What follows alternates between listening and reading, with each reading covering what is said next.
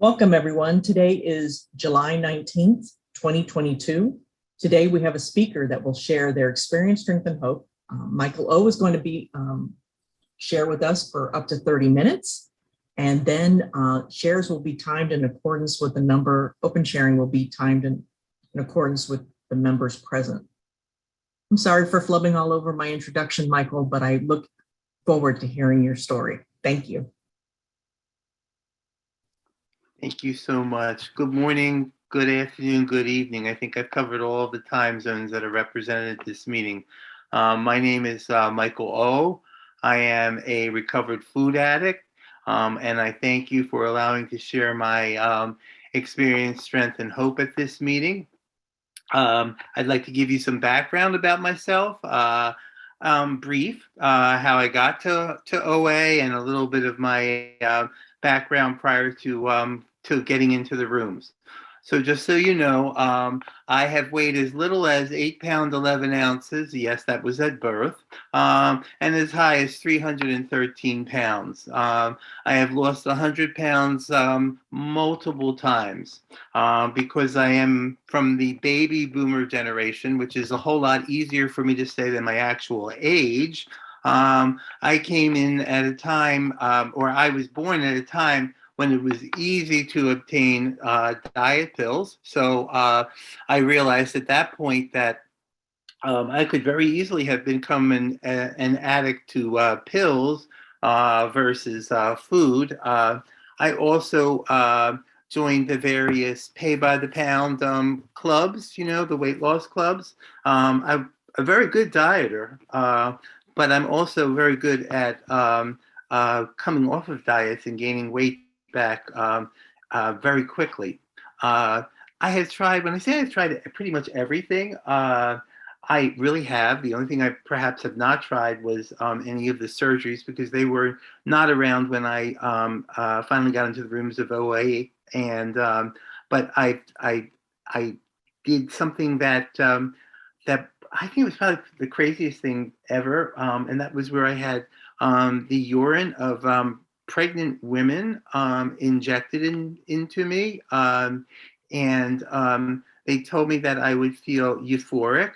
And I liked the day one instructions. The day one instructions were, we need you to build up your fat cells. At 301 pounds, I don't know how much fuller I needed to build up those fat cells, but listen, if you tell me I have to eat anything I want that weekend, I'm in for it, okay? So that's exactly what I did. And then when I came back, I got these injections daily and was on something like an 800 calorie diet. And I will tell you that I did not last long on it. I did not feel euphoric. I still get morning sickness. I'm not sure if that's a result of this or what's going on with that.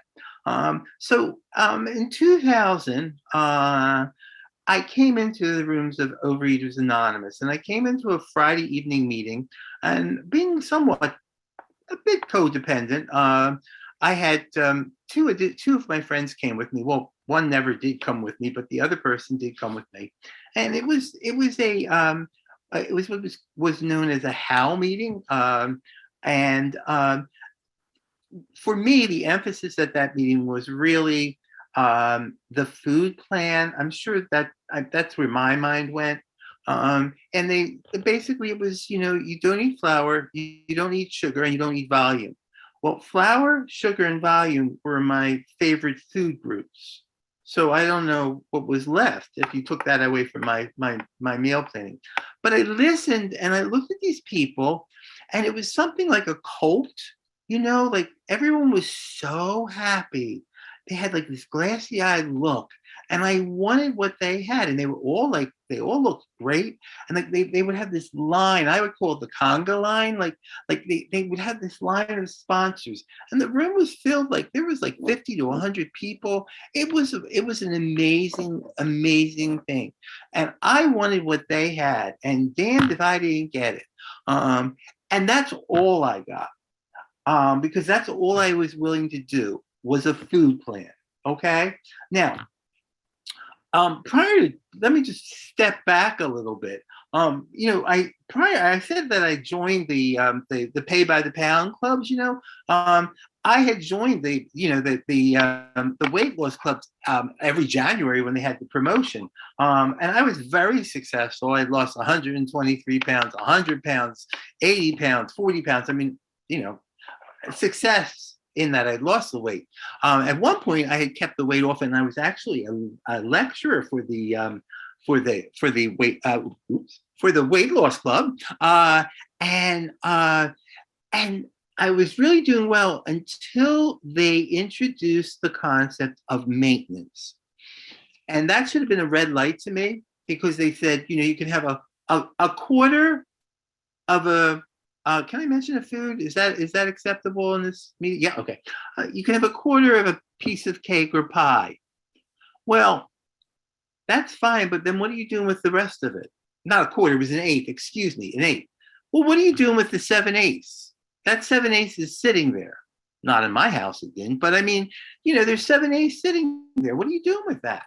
So that bothered me to the point that probably within a couple of months, I was in a group of lecturers that were known as the lecturers in trouble, because we were the lecturers who were beginning to gain weight. And you could tell that we were the lecturers in trouble because we were very good at camouflaging our weight, wearing longer sweaters or blazers or whatever it might be.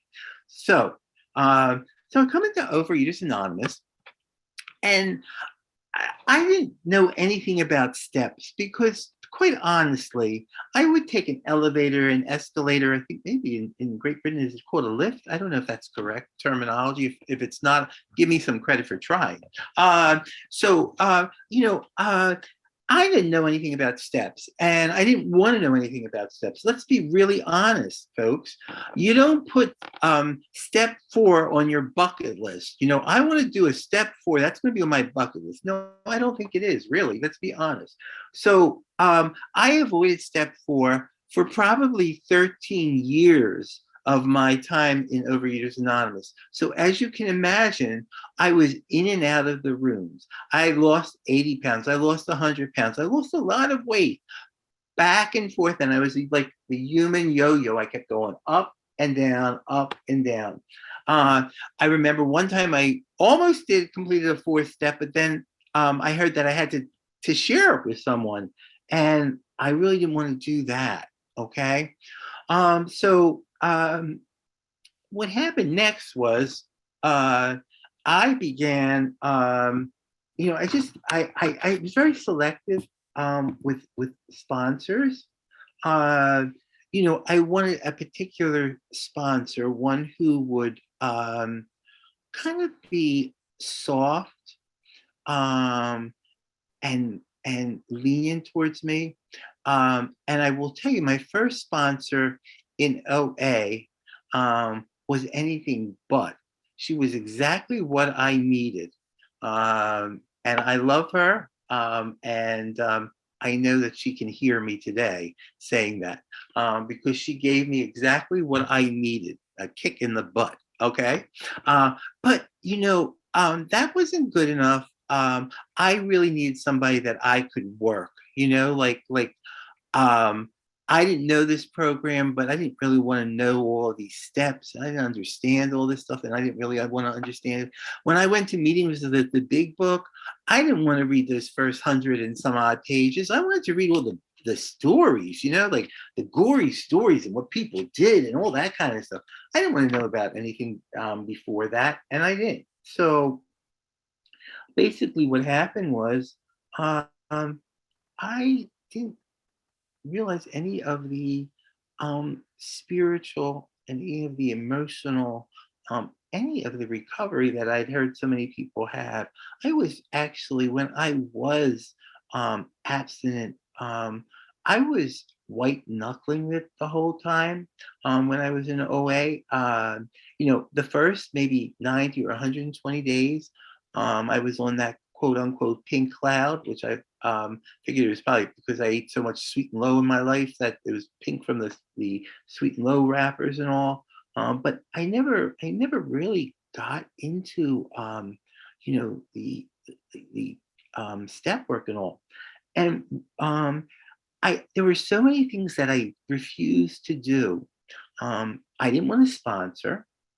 I didn't mind doing certain service, but it had to be service that I wanted to do. So you can see the picture I'm painting. It was somebody who wanted OA, but I wanted it based on my terms. So I really had not learned anything but how to diet. And basically, what I was using OA was, for me, OA was a diet club with great hugs. That was how OA was for me. Great hugs, wonderful people, wonderful people.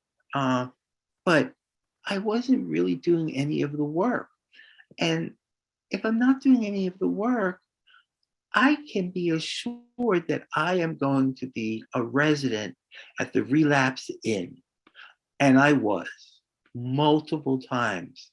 And, Relapse, the worst part about Relapse is the shame that I allowed myself to feel. That I allowed myself to feel that I was less than. If I saw someone walking down an aisle that I knew from program, I would abruptly turn my cart because, I was in a supermarket or the dollar store, buying some cheap fixed food, I got to the point where when I was like in the dollar store, I would buy all like the sugary things and I put them, and then I take like some other like household products and put that on top so I could kind of hide it in case I bumped into anyone from OA. The truth is, once you become a member of Overeaters Anonymous, you never eat in peace again. Okay, you really don't. And the other thing is, once you become a member of OA, it's like the mafia. You can't get out. All right, you just can't get. You could try and get out, but who really wants to get out? Because this is where I found love, and this is where I found acceptance. I am a gay male, and I had the most difficult time saying that until I came into these rooms, because these rooms accepted me for who I am. So anyway, so I had lots of experience in relapse. I would have loved to have come on this meeting and said, I came into these rooms on March 31st, 2000 or 2001, and I have been abstinent for the last 21 years. That would have been a bold-faced lie. So I'm not even sure where I am with my time now, but I want to tell you what's different today, because I think that's the real crux of my whole sharing today. The last time I went through the steps, just to let you know, in about 2013, 2014, someone had asked me, they said, if you come back, I would be more than happy to be your sponsor. Now, I want to tell you, this person, who I love now, would not have made my checklist of sponsors because she was very tough. Okay. I couldn't get away with murder with this person. So why would I want that person to be my sponsor? Okay. They would ask me to do something and I'd have to do it. How awful would that be? Right? I'd have to be accountable. How could that be? Me being accountable for it? But I did it anyway. And when we got to like step 4 and on, I knew what was going to follow. I knew I'd have to make amends to people when I got down to number 9. I started thinking of, now let me see. See, I'm so devious. Who do I need to make amends, but it's not humanly possible because they can't be found in this world. It's impossible. So that's who made it to my 4th step, okay? Not the people that really need it. So I was really devious, even with this tough person, okay? This time, I knew it had to be different because I was tired of playing around. I was sick and tired of being sick and tired. How many relapses did I have? And how many more recoveries might I have? This could be my last recovery, but I knew I had probably a whole lot more relapses because I am the food addict. You all in this room, how many? We got 149 people. I know all of you think you're food addicts, but let me tell you something. I am the supreme food addict, okay? I can outbeat all of you. Not something I'm proud of, but it's the truth, and you need to accept that. So anyhow, so I knew this time had to be different. And this time I was willing to listen. And this time I was willing to follow good, orderly direction. And this time I did what I was told. And when it came to the ninth step, and when it came to the fourth step, and I had to make my fourth step, I went so far back, like to my childhood, to things that I had done that I was so ashamed of. And when I gave my fifth step to my sponsor, I said to her, "Are you going to turn me into the police?" And she started laughing. She said, "Oh, please. This is nothing compared to what I've heard." Um, and and I had things on there like, like my mother who had since passed. I owed her an amends. So she said to me, "You're going to go to the cemetery. You're going to write her a letter. You're going to read the letter to her." And I said, "Okay." She said, "And I'll come with you if you want to." No, I need to do it on my own. Well, it just so happened that a very close friend of the family, we were getting together, and they were visiting a cousin that happened to be at that cemetery. This friend of the family said to me, she had been in OA. She knew all about the steps and all. And she said, "I want to be there for you. I'm just going to stand on the side. I'm not listening, And I thought, oh, great. Now I have an audience, right? After I read this to my mother, I looked at Jackie and I said to her, "Would you mind if I read this to you?" And she looked at me. And I couldn't believe I was sharing this with someone because I was so ashamed of it at first. But now there was this freedom. I knew what I had done, and I felt that that had been lifted. So every single person that I owed an amends, I made that amends to. Some people I obviously could not get in touch with, but I did the footwork. I looked for them because we have this thing called Facebook, so I could look for them and try and find them and locate them. Some I couldn't, so I made donations to charities. I did things like I heard other people did, and now I was doing it, and I felt like, wow, Michael, you're all grown up. You're like a real OAer now. You're acting like a full functioning adult. Wow. So that's one thing. I completed my step work.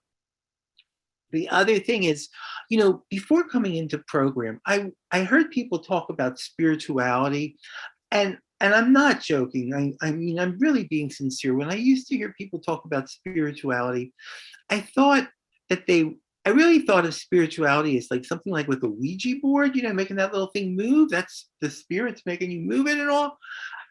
I had no idea what spirituality meant at all. I thought spirituality was religion, and I wasn't religious. And then I'd hear people say, Michael, you can create a God of your own, so I did. And my spirituality, my understanding of spirituality has changed. And I find time to pray and to meditate and to thank God and to pray for others. I used to say, "Oh, I'll pray for you." And then as quickly as that came out of my mouth, I forgot all about it. Now I write it down because I don't remember things and all. That's a big part of my life. Am I a perfect? No, I'm not. There are days where I might forget to pray, but I work on it, and I don't let that. I really work on improving that. Sponsoring. There is nobody in this room that disliked sponsoring more than I did. I didn't want to be quote unquote bothered. Now I realize what a beautiful gift it is.